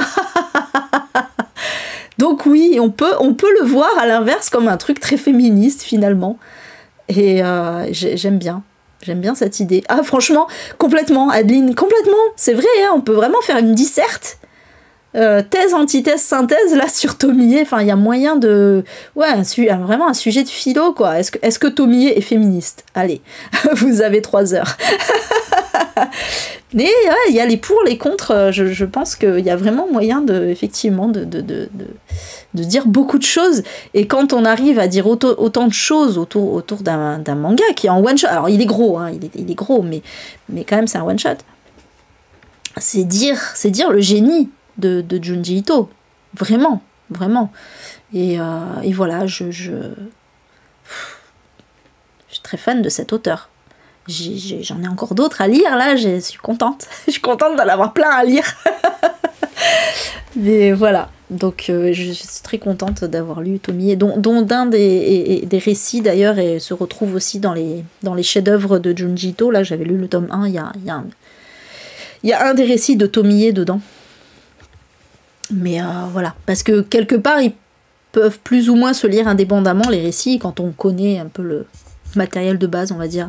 Le matériel source, comme dirait Google Trad, si vous étiez là mardi.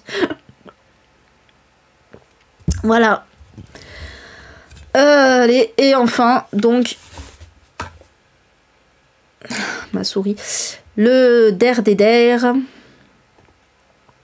Le Der des Der, donc, qui a été mon coup de cœur. Finalement, Tomie, ça a aussi été un coup de cœur, en fait, quand j'y pense. Voilà, c'est mes 2 coups de cœur. Donc, mes 2 coups de cœur du Black November pour le moment. Les marécages de Joe Erlandal, non, de Joe Lansdale, du coup. Il faut bien prononcer, encore que Carrie n'est pas là, mais... voilà, il y a tout. Il y a tout dans ce roman, il y a tout ce que j'aime dans ce roman. Vraiment, c'est... Enfin, il n'y a pas tout. Pas toutes les thématiques que j'aime non plus, mais je veux dire au niveau de la construction, au niveau du message, au niveau de plein de choses, c'est vraiment, il est fabuleux. Ah bah Adeline, il faut le lire, hein, en tout cas, hein, il était très très bien. Ouais, moi aussi je pensais que c'était Landale aussi, mais c'est Lansdale en fait, voilà. Il faut le lire. Donc les marécages, de quoi ça parle en fait? Alors... J'ai beaucoup pensé à Ne tirez pas sur l'oiseau moqueur parce que quelque part, voilà, il y a énormément, enfin quelque part, pas que quelque part, il y a énormément de similitudes, on va pas se mentir, pardon. Je pense qu'il y a une grosse inspiration quand même. En fait, on va...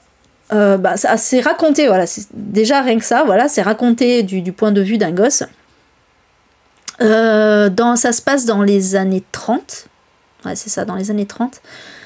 Donc c'est un gosse dont le père est c'est un peu le flic du comté en fait, c'est pas un shérif mais je sais plus comment c'est, constable je crois, voilà, c'est un peu le flic du comté. Et un jour, bon je vais pas raconter le pourquoi du comment, il se retrouve dans la forêt avec sa sœur, mais il tombe sur le cadavre d'une femme noire en l'occurrence, qui a été visiblement sauvagement assassinée et enroulée dans du fil barbelé.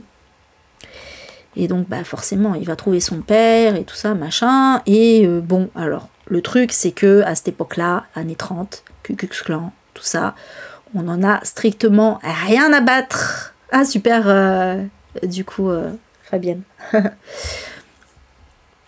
Ouais il est bien.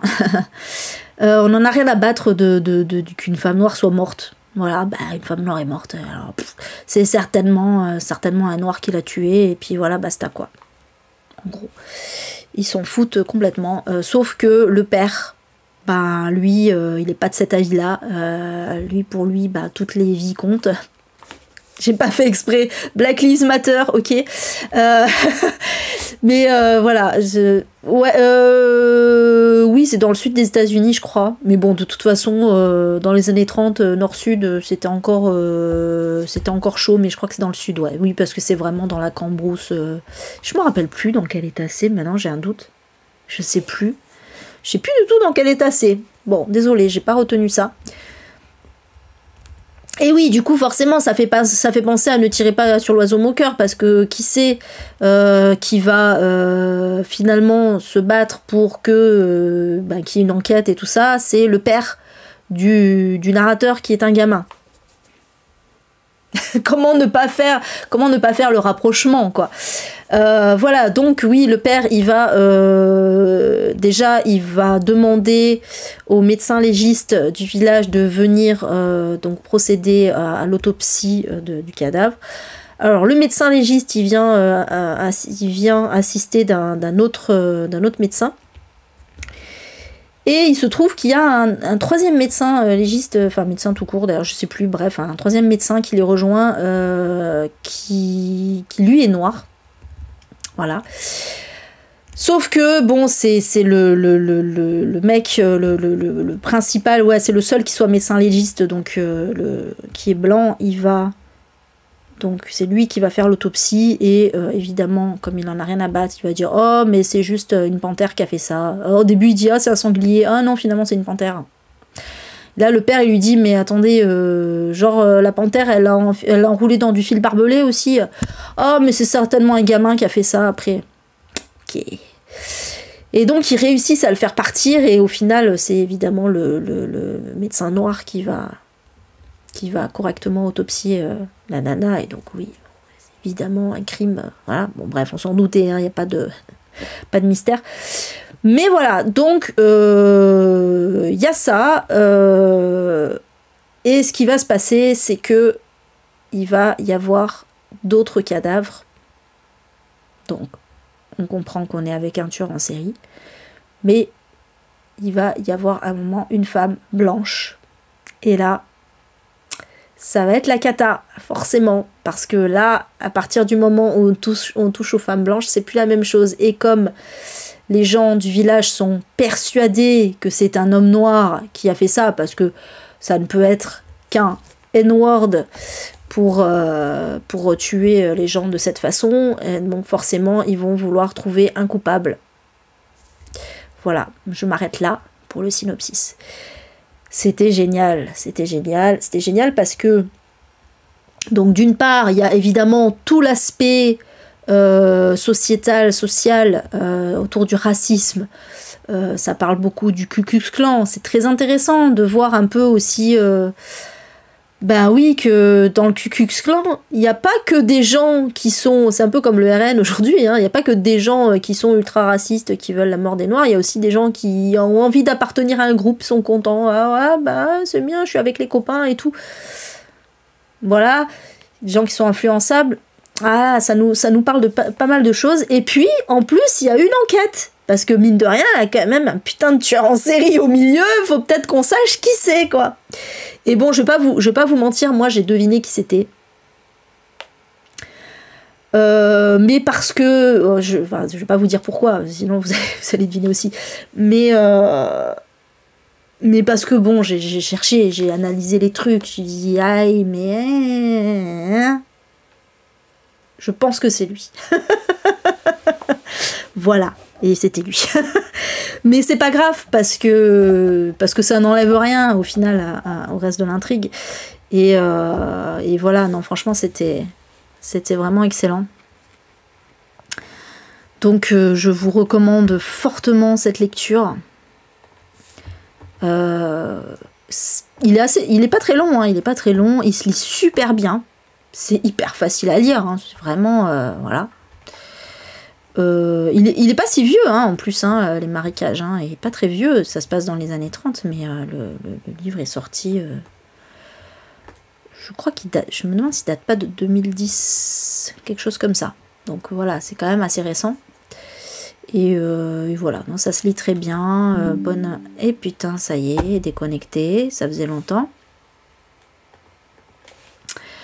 Et allez, déco. Tu te remets, s'il te plaît? Tu te reconnectes? Transition, non. Bon, vous me dites quand je suis revenue, parce que je sais pas si je suis bien connectée, là. Bon, c'est pas grave. Alors oui, bon, du coup, pour YouTube, on va continuer. Pourquoi il met ça? Abonné depuis 8 mois. Ah, parce que d'accord, il bug. Connexion au chat. Du coup, voilà. Donc, je recommande fortement. Et du coup, je vais vous laisser ici YouTube parce que sinon... voilà. Donc, merci d'avoir suivi ce bilan lecture. Voilà, j'espère que ça vous a plu. Je vous retrouve dans 2 semaines. À peu près, hein, pour 2 semaines, 20 jours, ça sera un dimanche, je pense, pour un nouveau bilan lecture, donc spécial. Je pense que ce sera le dimanche juste après la fin du Black November, ce sera le premier, je crois, quelque chose comme ça. Voilà, comme ça, on fera la deuxième partie du Black November. C'était très bien, là, j'ai fait les 2 premières semaines, en gros. Voilà, sur ce, je vous dis à la prochaine, et je vous fais des bisous YouTube. Salut, miaou.